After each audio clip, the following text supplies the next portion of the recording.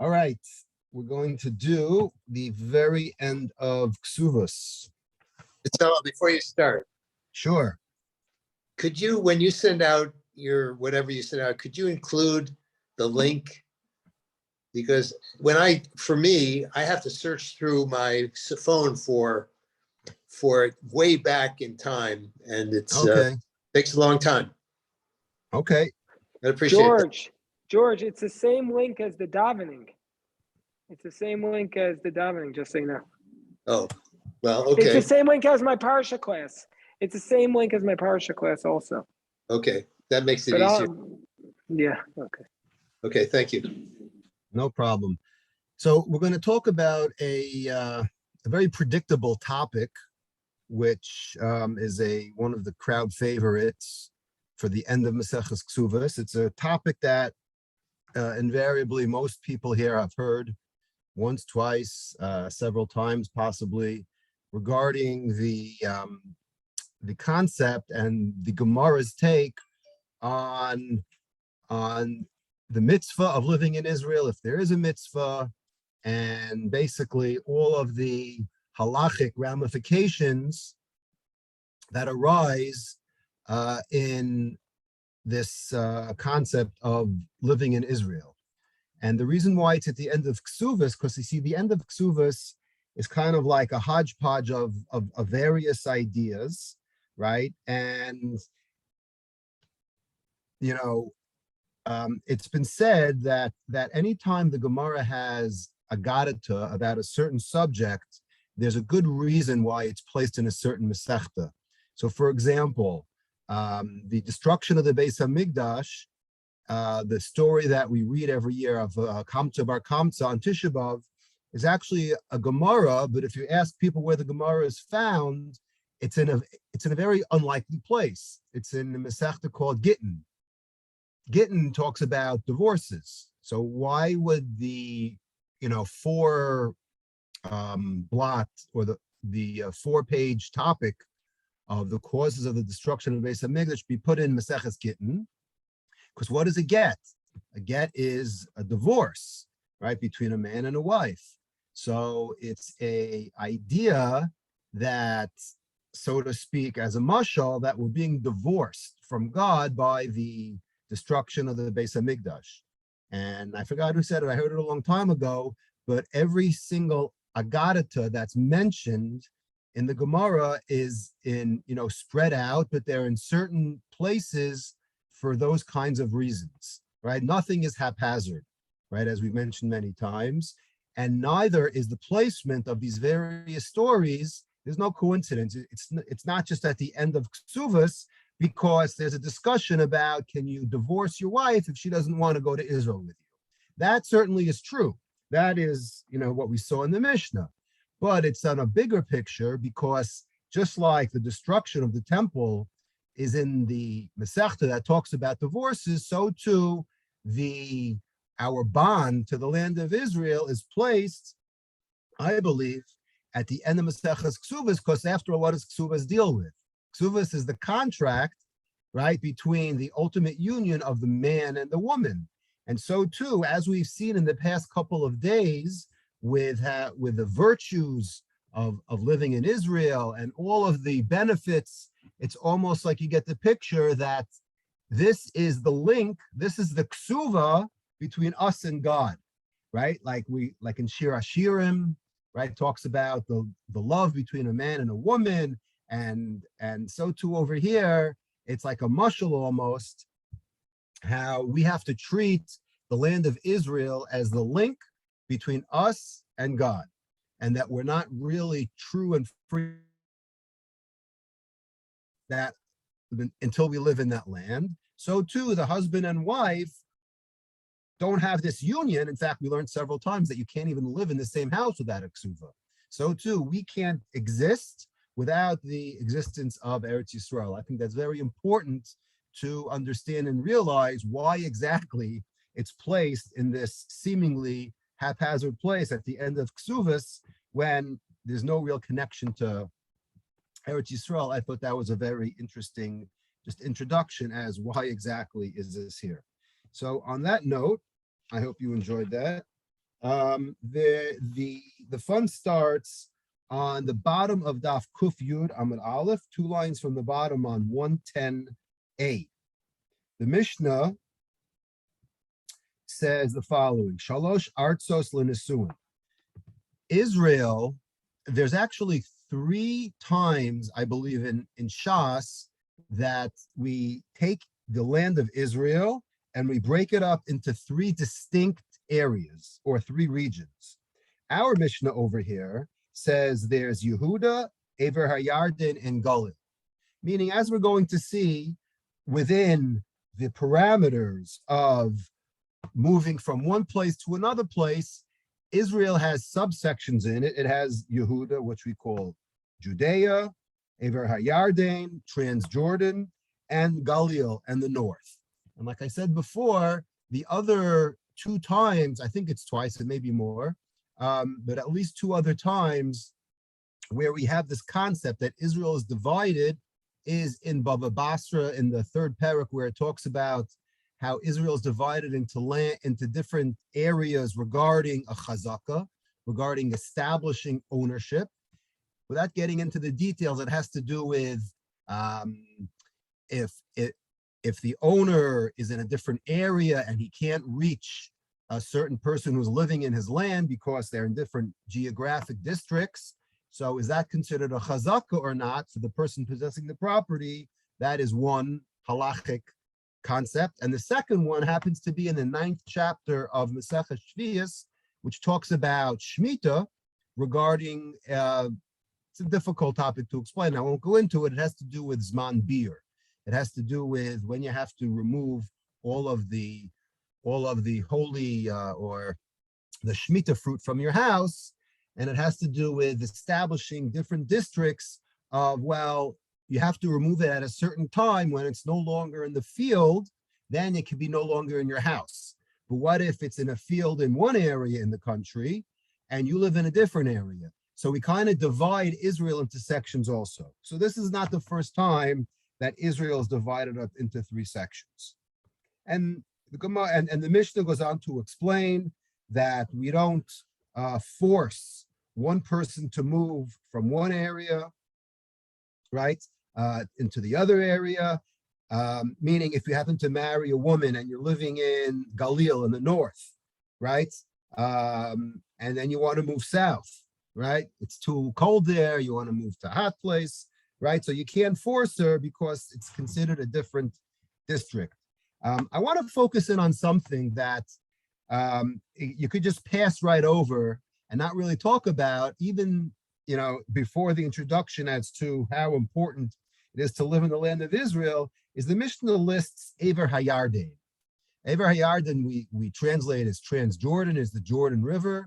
And we know in history, right, the time when it was brought up, when it was mentioned of significance in the Chumash, was when Bnei Gad and Bnei Ruvain came to Moshe, right, in Parshas Matos, and they said, you know, we want to live on the other side, and if you could somehow make a deal and we'll help, you know, fight and we'll all live together and we'll cooperate, right? And that's how it ended up being, that they lived on the other side, even though it's not really considered Eretz Yisrael regarding some laws.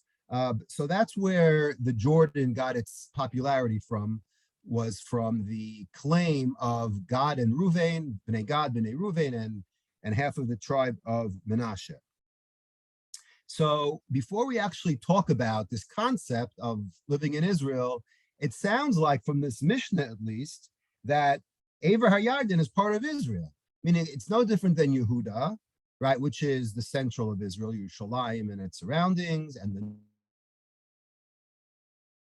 below, and you know, in the east is your Yarden.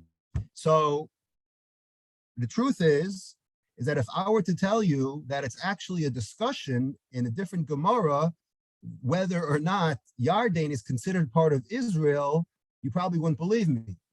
But obviously the reason why I'm saying it is because it is in fact true. Where we would talk about whether the Jordan River, what we call Ever HaYarden, is actually considered part of the Holy Land. So there's an obscure reference all the way at the end of Maseches Bechoros. Okay, Maseches Bechoros talks about, all the way at the end, the very last parak talks about the concept of Meiser Behema. Meiser Behema is when you count your sheep at the end of the day, you gather them in a barn and you let them go out, and every 10th one you mark, right? Kodesh LaHashem, and it has Kedusha to it, and it goes for a korban, and assuming you live in Israel, even if you don't live in Israel, there's still a mitzvah, okay? But the Mishnah actually on Daf Nun Dalid in Bechoros talks about the following case. The Mishnah says that they want to know if you have a bunch of animals, right? They have to be considered as one group. And if you have a bunch of animals in another place, they're considered a different group, and you don't mix. And you take each group, and every 10th and 10% of each group is Kodesh, is considered Meiser Behema. So the question is, what is the distance between the animals in order to be considered a separate group? So the Mishnah says, Meiser Behema mitzaref kamala regel behema roeh.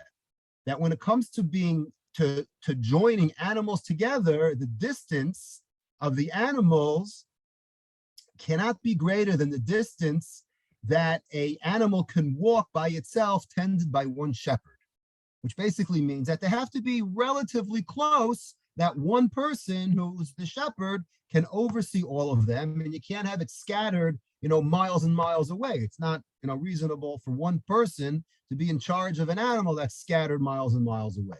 So the Mishnah wants to go more specific and give me a number. So the Mishnah says it happens to be 16 mil. Okay, 16 mil, which is, I don't know, maybe 12 10 miles or so, which still is a big area. But that's considered one group. Okay, I guess if you're in the desert where there's hundreds of miles, then that sounds reasonable. Okay, so basically you have a 16 mil radius, which means you have a 32 mil diameter, right? Because the radius is halfway. So if I have animals all around, so they have to be within 32 mil of another. If they're scattered way beyond that, then they're not mitzaref. Okay. And Rav Meir says, Hayarden mafsik l'maiser b'him. Rav Meir says, okay, regarding this, he says, if they happen to be near the Jordan River, right, if the Jordan River divides between the animals, and they're on two sides of the river, even if there's a half a mil between the two, that's considered a break. So Rav Meir is of the opinion that there's something special about the Jordan River specifically that creates two separate groups. Now, we know the Jordan River is approximately, on the average, about 60 feet wide, right? In some places, 50 feet wide, 40, it's not a very wide river at all. But nevertheless, if their animals are on two sides, it's considered two different kfutzot, two different groups. So the Gemara on the next page says, well, what are they arguing about, right? Why does Rav Meir worried about, why is he bringing up this Jordan River? Like, what's so special about it? So the Gemara says, it quotes the pasuk that we're going to use basically as the introduction, and I think it's very interesting how this Yarden ties into the whole discussion of what is the mitzvah of Yishuv Eretz Yisrael. So the Gemara on Daf 55 in Bechoros says, well, let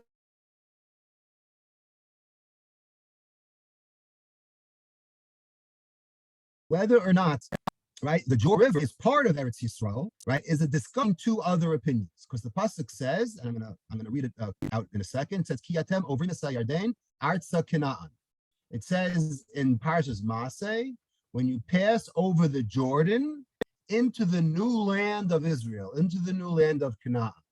So the Gemara says, Artza Eretz Canaan, V'lo HaYarden Eretz Canaan. The Gemara is very, very meticulous in the words. It says Artza means into the land, which indicates that the land of Canaan is considered Arza. That is, Canaan is the land of Israel, but the Yarden, the river itself, is not considered part of the land of Canaan. That is of the opinion of Rabbi Huda ben Beseira. And Rabbi Shimon ben Yochai argues and says, he brings in another pasuk, found later on in Parshas Maseh. It says that regarding the two tribes, Ruvain, right, Gad, and half of Shevet Menashe, it says that those tribes received their inheritance where? Beyond the Jordan. It says Me'ever Yarden Yerecho, right? Beyond the Jordan at Yericho, the city of Yericho, Kedma Mizracha, okay, toward the sunrise. So the Gemara says, Ma Yericho Eretz Canaan. So the Torah wants to tell you that there's something special about Yericho regarding their Nachala. So just like Yericho is part of the land of Canaan, as we very well know the story of Yericho, of Jericho with Joshua. I think that's the 929 this week, possibly, right? That's the story of Yericho. We know that's part of Eretz Yisrael. So too, because Yericho is juxtaposed to the Yarden River, so too the Jordan is also part of the land of Eretz Yisrael. So we see that there's actually a machlokas, believe it or not, whether the Jordan River halachically is part of Eretz Yisrael or not. So it's not so simple. So you could read this Mishnah and say, sure, Ever HaYarden. But, it's just very worthy to note that it's not so simple that we take it for granted that everyone says, because as we see, there are various other opinions not mentioned here, but mentioned regarding a completely different subject of Ma'aser Behema, right? Just so you should all know that it's really a discussion and a machlokas whether the Jordan is part or not. So the Gemara brings up a pasuk, Kiatem over Misayarde, and this is the pasuk that springboards the whole discussion of whether or not it's a mitzvah to live in Eretz Yisrael. What do I mean by that? So we're going to learn chapter 34 in Numbers. Okay, this is a section in Parshas Maseh. Now, Parshas Maseh has the unfortunate luck of being usually right at the mid to end of July when most people are on vacation. And you know what that means? That means that no one really knows this Parsha. Matos, Maseh, Dvarim, as they call it, the hot summer Parshos. These are the Parshios that 15%, 18% of the Torah is lost in the summer because we just don't, we're away and we don't have a chumash, whatever the reason is. These are the underrated portions of the Torah because of the timing. So right after the beginning of Parshas Maseh, what is Parshas Maseh start? If you remember, there's 42 stopping points, right, in the perambulation, like the word of the Jews through the desert, different stops. And after that, that's chapter 33, okay? And right after that, the Torah says the following. If you have a chumash, it's chapter 33, verse 50. Okay, Hashem speaks to Moshe, okay, at the Jordan near Yericho. Okay.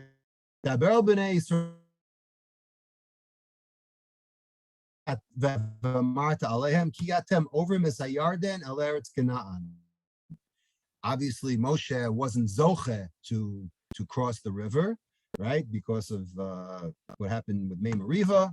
But he says, when you ultimately cross,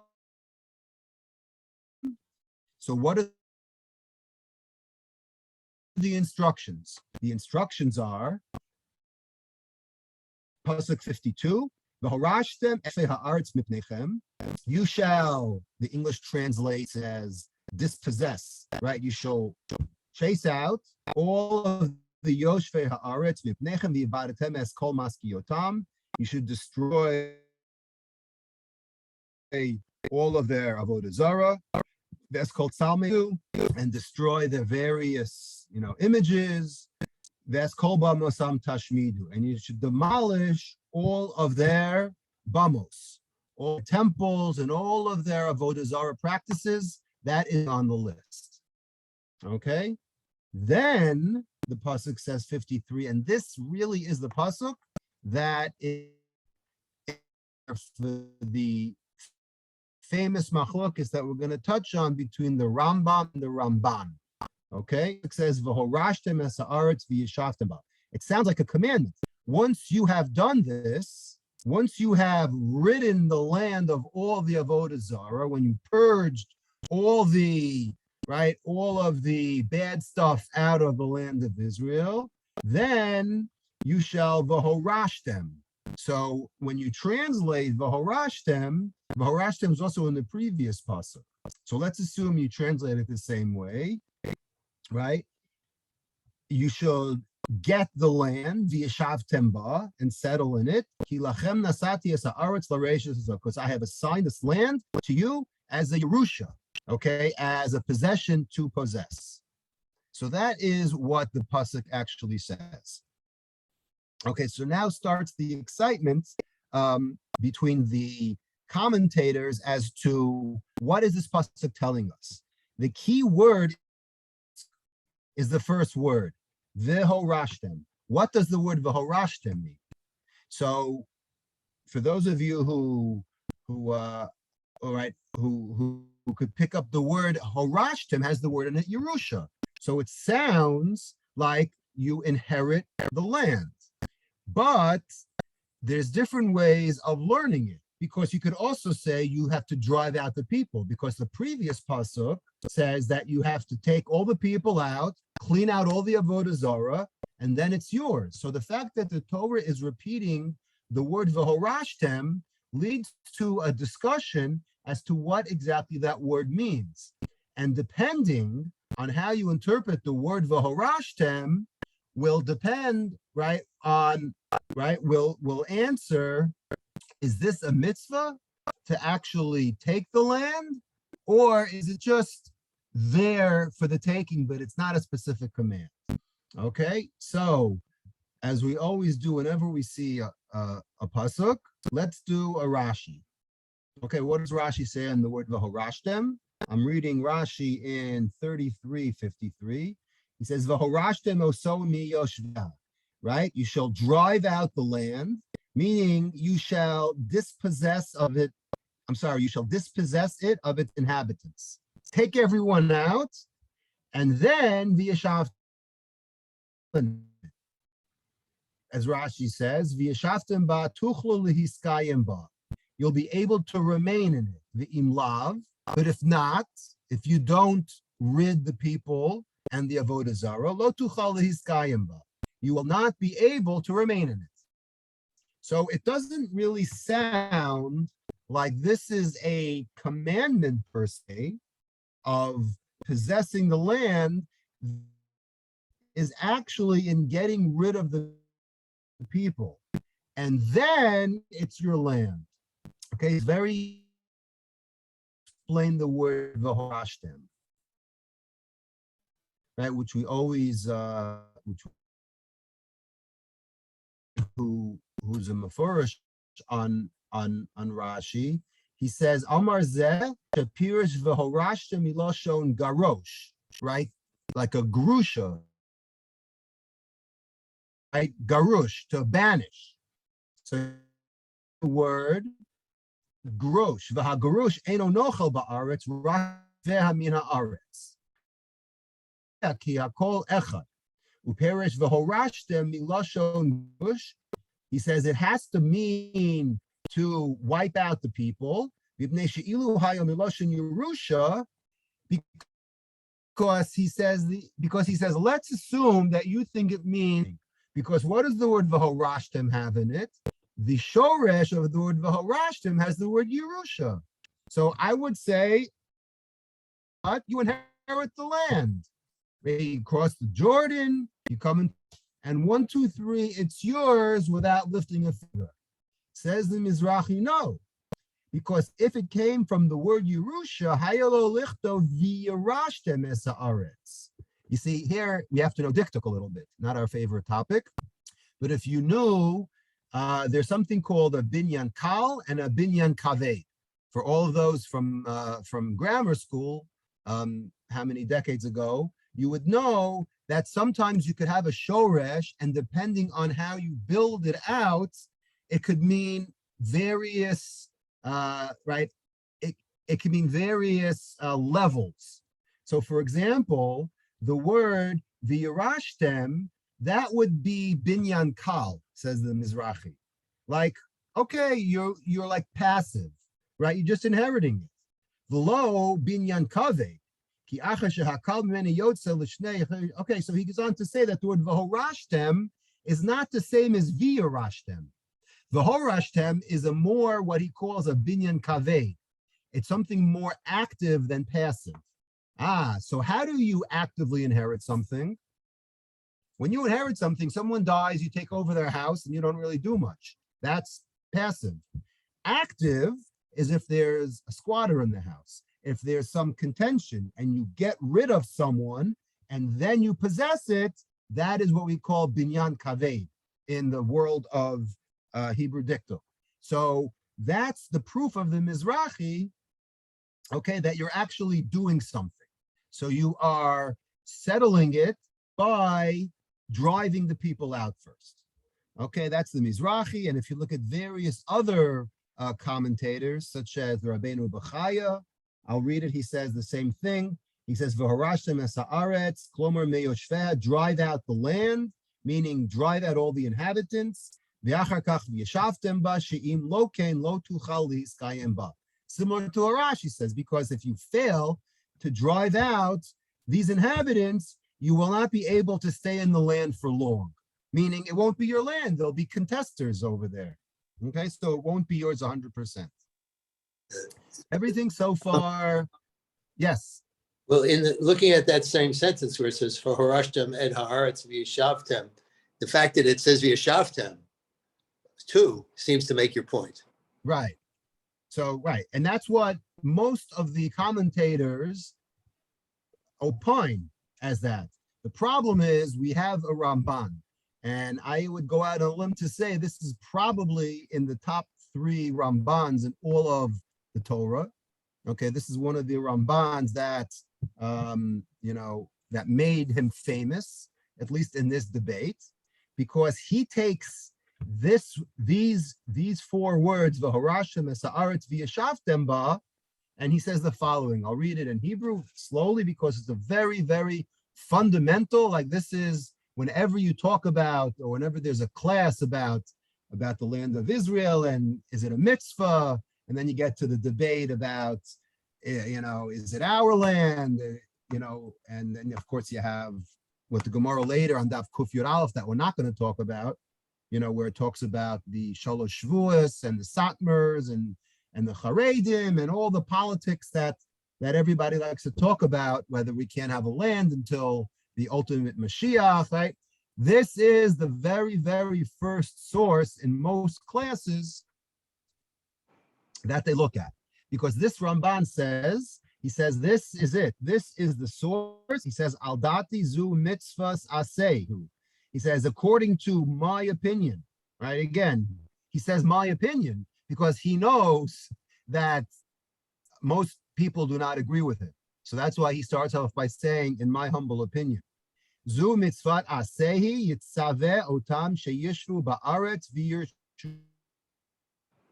In my opinion, that this is a mitzvah aseh. We have 613 commandments in the Torah, and this is one of them. Okay, God is commanding us sheyashvu ba'aretz v'yirshu, to dwell on the land and inherit it. Why? Kihu natna lahem, because he has given it to them.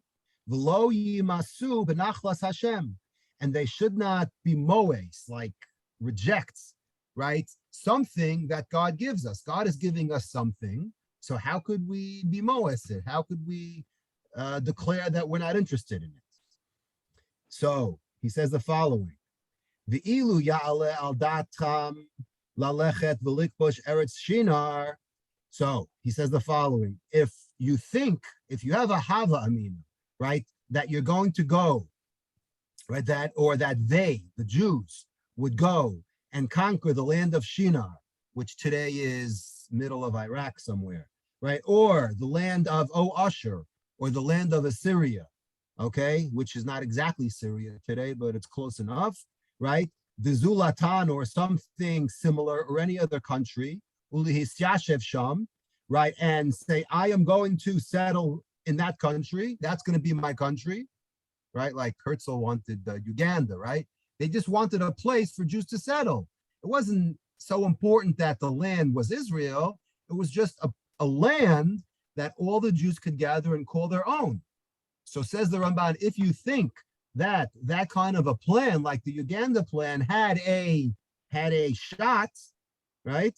He says they are definitely wrong. He says, Ya'avru al mitzvah Hashem. That thought is transgressing the mitzvah of Hashem. Okay? And then he continues to say, so that's it. Those are the words of the Ramban.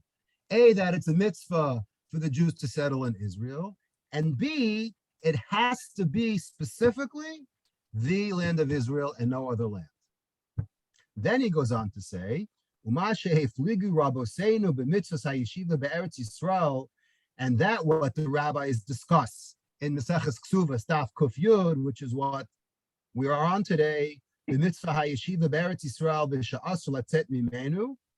And when the Gemara, starts off by the Mishnah, when the Mishnah and the Gemara goes on to have its whole discussion about, let's say if she wants to go and the husband doesn't want to go, or they want to go to, he wants to live in Tel Aviv by the beach, she wants to live in the old city, or you have all these various possibilities, all of the source, right, says the Ramban, or, right, and the Ramban says, V'yadonu k'moredes ha'isha, and if she is going against the Mishnah, she is what we call a rebellious wife.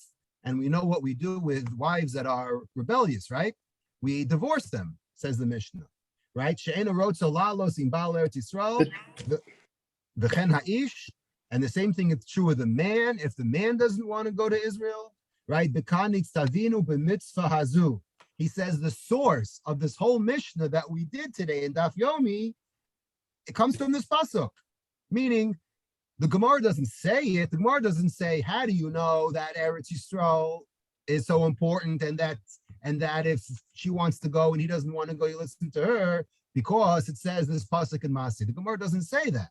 The Ramban says, I'm saying it, says the Ramban. He says, this is the source for the whole discussion of today's daf and tomorrow's daf, what's left of it. Bezalel. All right?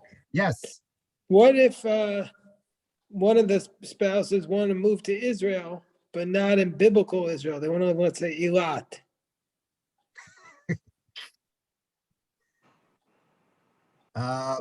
Did you see anybody discuss that? Eilat? No. Or the Golan? Golan. Okay, we're not going to talk. We only have 26 minutes left. I can't talk politics. Okay, getting back to the important stuff. So again, the Ramban says, this is it. This is the source.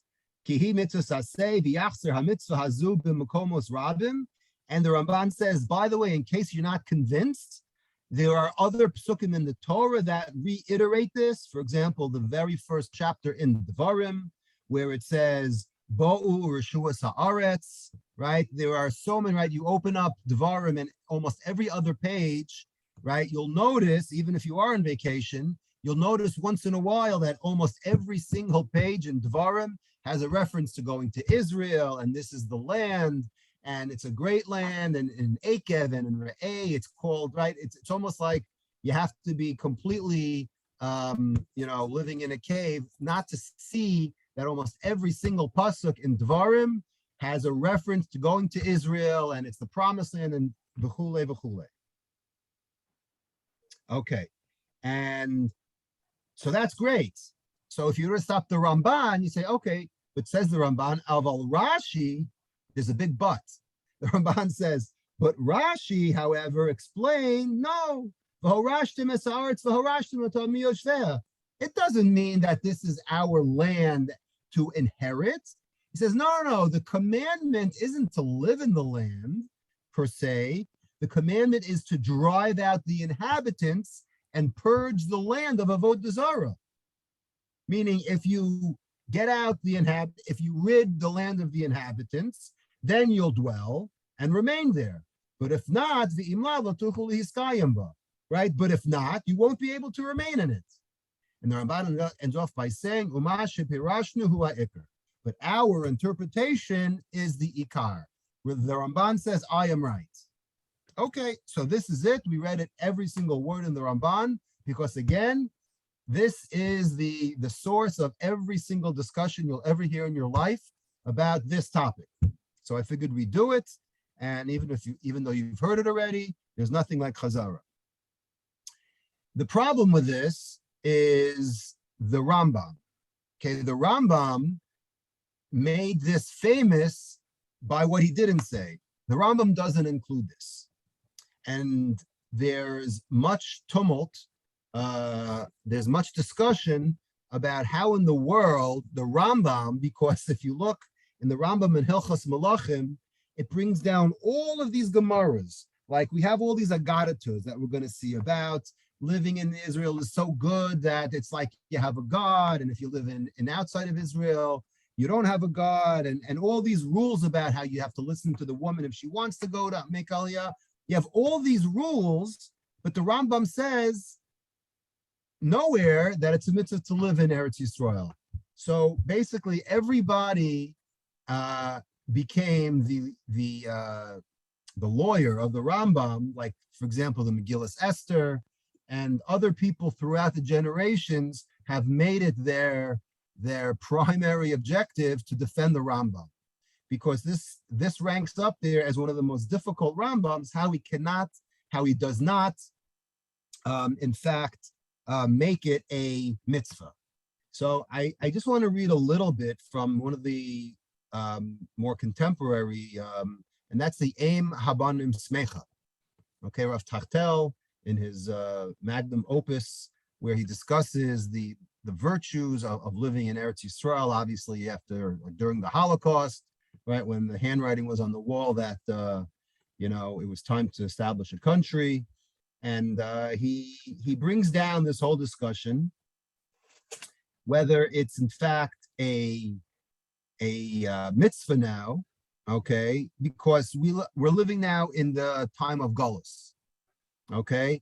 So a lot of the defenders of the Rambam immediately point out, and there's a Tosfos I'm going to show you in a minute on 110b, the same thing, that yeah, it's a great and noble thing to live in Eretz Yisrael, but the reason why it's not a mitzvah, I'll read the words of the Ema Badim Smecha.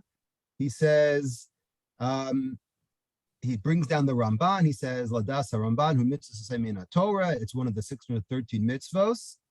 But the Megillas Esther, which is a commentary on the Rambam, and the Megillas Esther's job is always to defend the Rambam, no matter what. Okay, he's his lawyer. He's his personal lawyer. He defends the Rambam at all costs.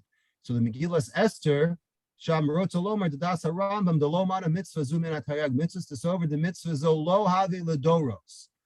He says, because this is not a mitzvah forever. Living in Eretz Yisrael is not a mitzvah ledoros. Rak bizman beis hamikdash kayim. He says, what's the point of Eretz Yisrael? It has the holiness of the temple, and the temple is where you bring the sacrifices. And that was the locus grande, I just made up that word, of where all Jewish institutions emanated from. So if you have no temple and there's no karbanos, then the Kedusha is lost. If the Kedusha is lost, so therefore there's no difference where you live. There's no more chashivut, there's no more significance in the land of Israel. And that is what the Megillas Esther says on how he defends the Rambam not considering it a mitzvah. And he discusses, he goes on to say, once that there's a galus and we're all in exile, now he gets himself into trouble because without going into the big discussion, right, which we mentioned a little bit a few minutes ago about the Shalosh Shvuos that we had on today's daf, that there's no mitzvah to go to Israel until Eis Mashiach, okay, says the Ema Bar Mismecha. Now, you open up a can of worms when you say, does that mean that you shouldn't go to Israel or you can't go to Israel? Okay, that is where all hell breaks loose between the various opinions as to why people think what they do. And again, without getting political and mentioning everybody's view, this Gemara today is exactly the whole springboard as to the various opinions of you have to go, you don't have to go, you should go, or you can't go. Okay, there's all kinds of opinions, and this is kind of where it all starts from. Okay, so that's how the Ema Banim Smecha brings down the Megillas Esther to defend the Rambam. And he further goes on to bring this Tosfos. If you look, getting back to our Gemara, we're actually going to use our Gemara now. Daf Kuf Yud Amud Beis 110b, 1, 2, 3, the third Tosfos on the right side. It starts off by saying in block letters, Hu Omer La'alos, Eino Nohegu Bizman Hazeh. Right? Tosfos is quoting this whole thing about he wants to go, she doesn't want to go. So the Mishnah says, well, we divorce her. Right? She's not right, she doesn't get her ksuva. Says Tosfos, this doesn't apply today. Now, when does the word today? This was written still 1,000 years ago, if not more. So he says, Dika sakanas drachim, because it's very dangerous to get to Israel. Okay, very difficult to understand. Says Tosfos, V'haya Omer Rabbeinu Chaim. Okay, Rabbeinu Chaim says, the Achshav Eno Mitzvah Ladur Be'eretz Yisrael, Ki Yesh Kama Mitzvahs Hatluyos Ba'aretz, V'Kama Onshin. The Ein Anu Yochol Nizahar Behen V'Lamud Aleihim. You can't hack it. Okay, says Rav Chaim. Okay, there's no mitzvah today to live in Eretz Yisrael. So first he says there's sakanas drachim. This Tosfos is probably one of the most problematic Tosfosim, at least in this Masechta, because no one really understands it. In fact, not only do we not understand it, some people don't even really think this Tosfos was actually true, because we never ever have a mitzvah that becomes abolished because you can't hack it, right? For example, how many Shalosh Regalim? You think it was easy for people to pick up and go 1,000 miles? Not 1,000 miles, I'm sorry. Wherever, days and days in journey, right? To go to Yerushalayim 3 times a year?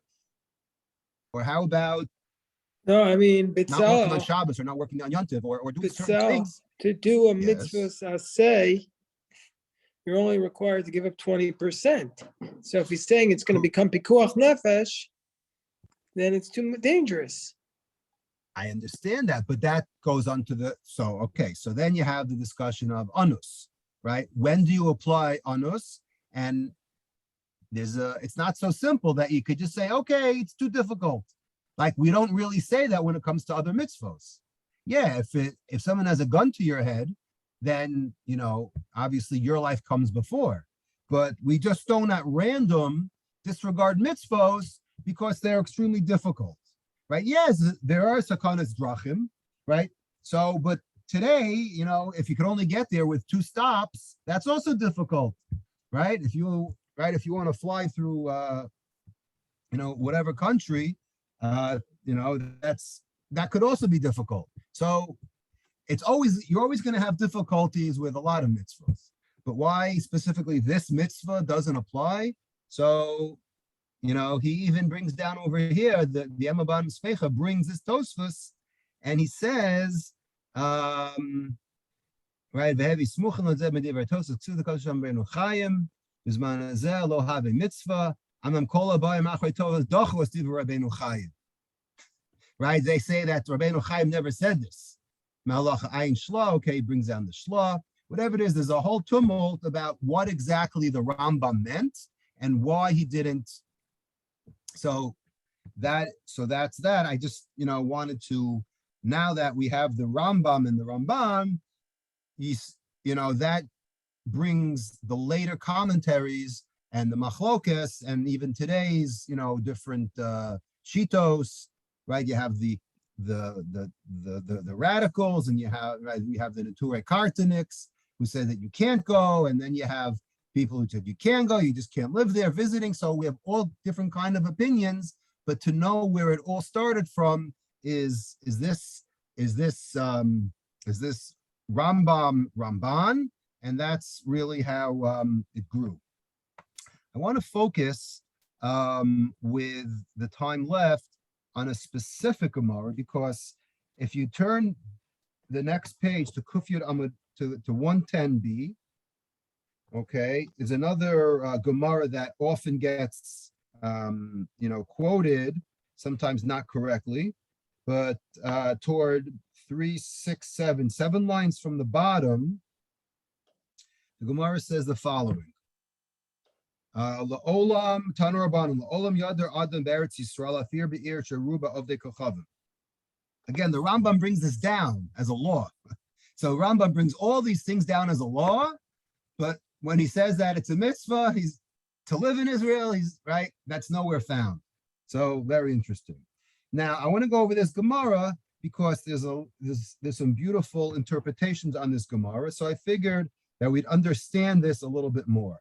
Right? This is a Gemara that says it is so important that living in Israel, okay, afilu be'ir sharuba ovdei kochavim, even if the city in Israel happens to be inhabited by non-Jews, okay, because back then, before it was a country, before it was under our rule, right? Israel went through many, many, many different empires, and who's to say that the people who lived there were actually Jewish? So there was many times throughout history that there were non-Jews living, right? As there are today. Today's certainly the minority, but depending on who was which empire ruled the country, you could have cities that actually had a majority of non-Jews. So it's better to live even if there are more non-Jews. And living outside of Israel, right, is not as good, even if you're living in a city, in a country, which is outside of Israel, but is mostly Jewish. Why? Okay, this is this is the sentence everyone takes out of context. But here we're going to see it inside, because anyone who lives in the land of Israel, dome, okay, key word, dome, kamishi yeshlo eloka. It is as if he has a God. And if you live outside of the country, like we do, I presume, it is dome, it is compared to, or it is similar to not having a God, whatever that means. In Parshas Bahar, I believe, it says that I am giving you all these mitzvos, that you should live in Eretz Canaan, so that I will be your God. So what does that mean? The Gemara says, what does that mean, you have no God? You could still live and have a God. What does having a God have to do with your geography, where you're situated? Gemara says, no.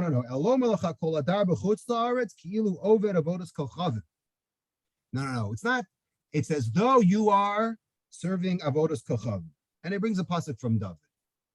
So what is this concept of the advantage that living in Israel, you have a God, and you're not serving avodas kochavim if you're living outside of Israel? What is it about the country that possesses this superiority over any other country? So I want to bring down, just to end on, on a very beautiful, different interpretations of this Gemara. So I want to read the Pnei Yehoshua. Pnei Yehoshua says, and a few other commentators echo the same theme as the Pnei Yehoshua. He says, Taimo mavor lefisha b'chutz la'aretz efshar sheyatel libo Because living outside Chutz La'aretz, you could be led astray. Why? Sheha'olam misnaheg alpi hamazolos chas v'shalom. Because how does the world operate? We spoke about mazalos many times, right? By coincidence or by not coincidence, maybe 4 or 5 times. That when it comes to the leadership of what's going on in this world in countries outside of Eretz Yisrael, God is there, but I'm not exactly sure how to explain this, so I don't sound like a heretic, but it's not directly from God. There's an intermediary. There's something that we call mazolos. Okay, Masha'en ken mishadar be'eretz Yisrael, shehi bilti laHashem levado. But when it comes to living in Israel, there are no intermediaries. God is ruling, and there's no one in the middle. K'dichsiv eretz asher enei Hashem elokecha ba mereshis hashana ve'ad achris shana. God is there continuously 24/7. The imken vaday ein belibo ela echad she'ein lo lehishan ela alabim shebashamayim. We have no one between us and God. He's there, and that's all we need. Okay, that is the opinion of the Pnei Yehoshua, and I saw the Maharal in Derech HaChaim. He brings down a Gemara, not getting into the details, but he says something very similar. He says, Kikol, I'm quoting from the Maharal in the Derech HaChaim 5:9.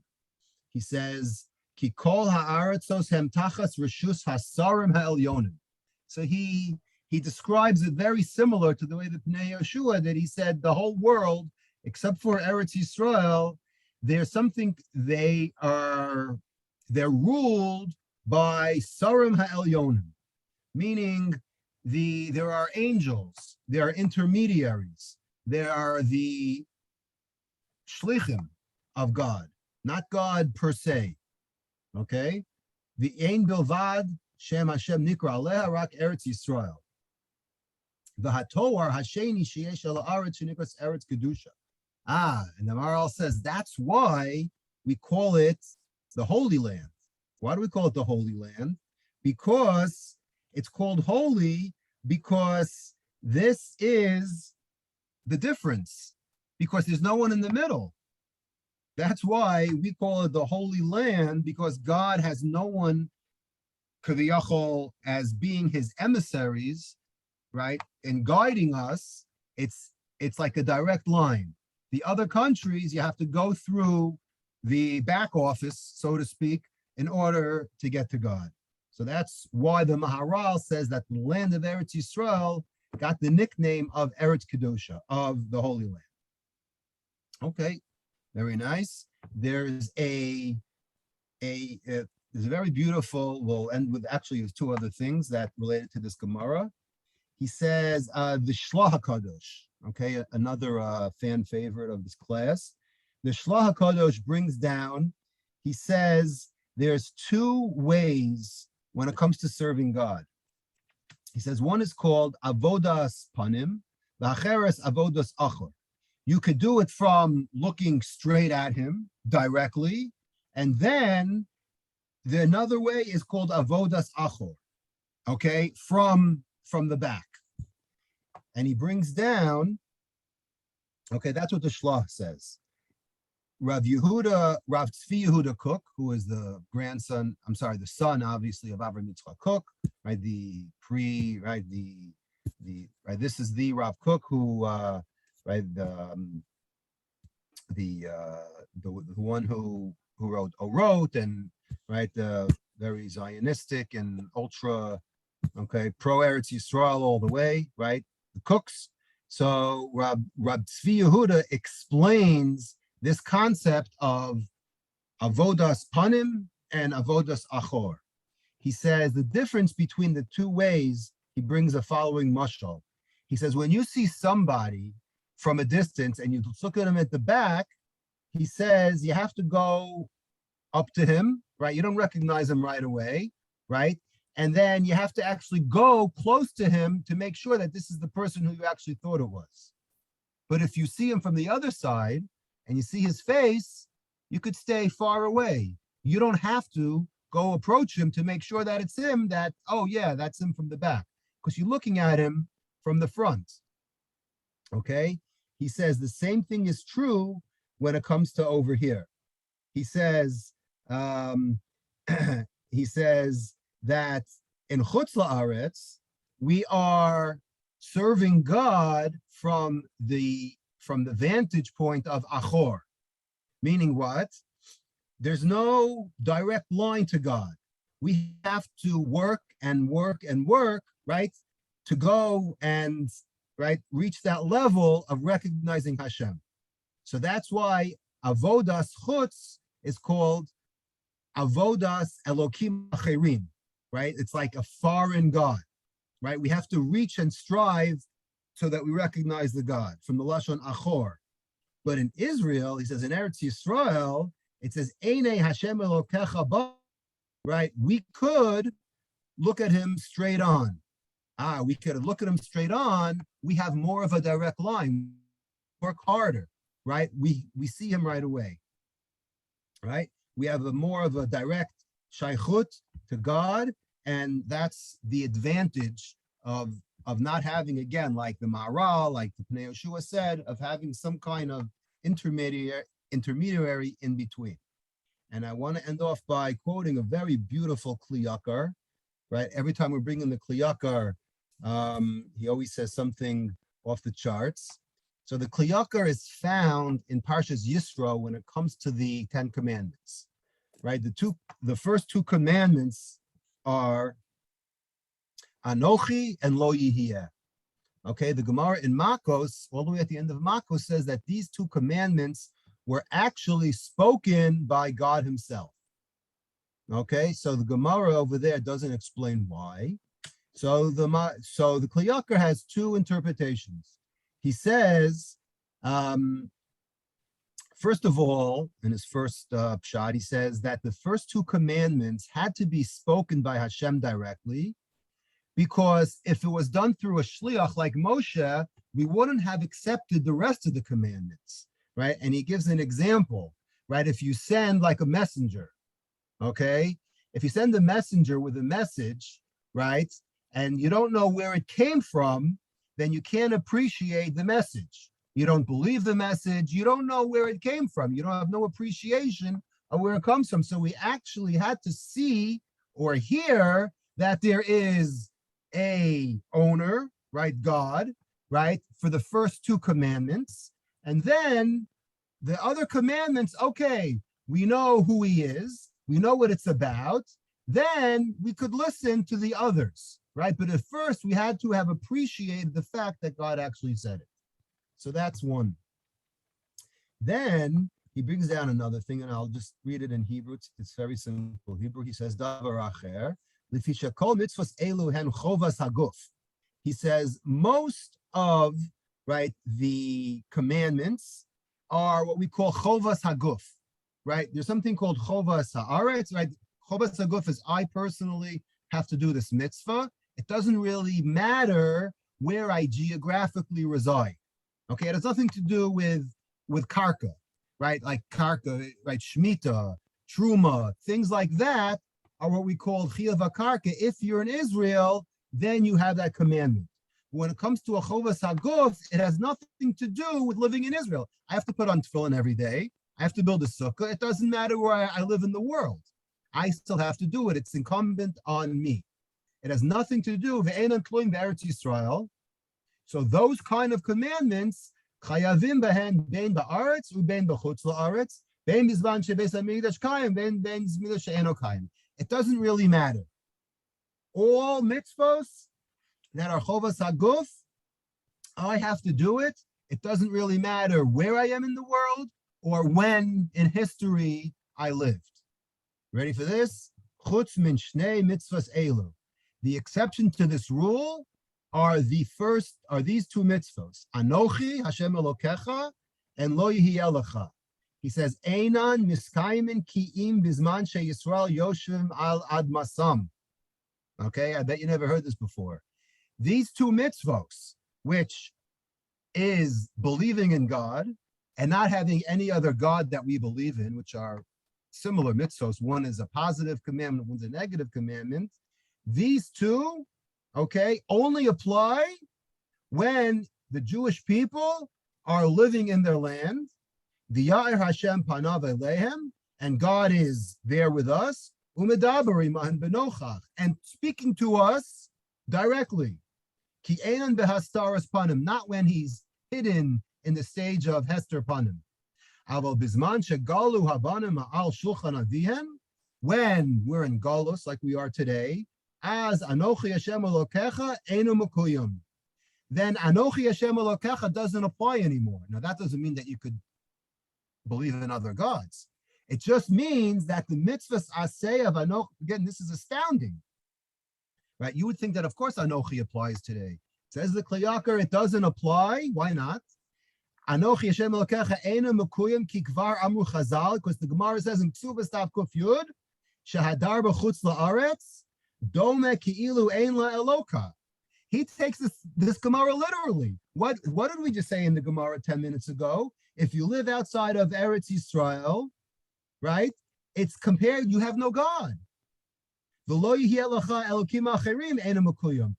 you don't have the positive commandment of Anochi because there's no God. He literally takes this Gemara at face value. Because you have no God, you have no mitzvah of Anochi Hashem Elokecha. And further, he says, V'lo yiheh lecha elokim acharim al panai, which is the second commandment, right? You can't have any other gods. Einu mekuyim doesn't apply now today. Lefi shenemar betochacha, because what does the pasuk in Kesubos say? It says va'avadetem sham elokim acharim.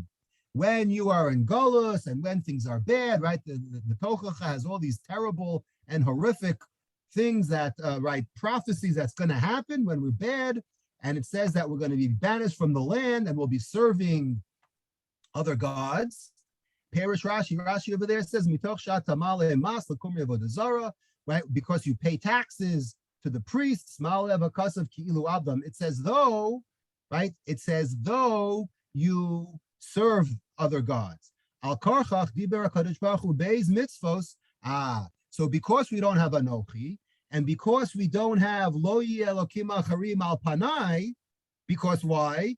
Because we're already banished, so we have Elokim Acharim. So how could we have a negative commandment of don't have any other gods if we do have other gods because we're in Galus, because of what it says in the Tochacha? So says the Kli Yakar, in summary, he says, therefore, Al Korchach Diber HaKadosh Baruch Hu Beis Mitzvos, God had to speak without Moshe telling us. We had to hear God's voice proclaiming these first two commandments, Ilu Dafka Benochach, right across from us, Ki Bizman Yisrael B'Hatzlach Hasam, because when the Jews are in their shining moment, Nemar Ufaniti Aleichem, then I will turn to you. V'yaz HaKadosh Baruch Hu Medaber Imahim Panim Al Panim.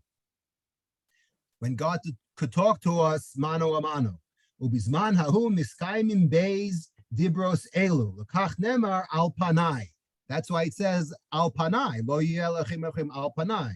Aval sha'ar ha-dibros, aval sha'ar ha-right dibros, the rest of the 8 of the commandments, miskaimim af bizman she'Yisrael b'hastaras panim. Those 8 commandments apply like today when we're in the period of hester panim. Akorchachem ne'emarim b'lashon nistar.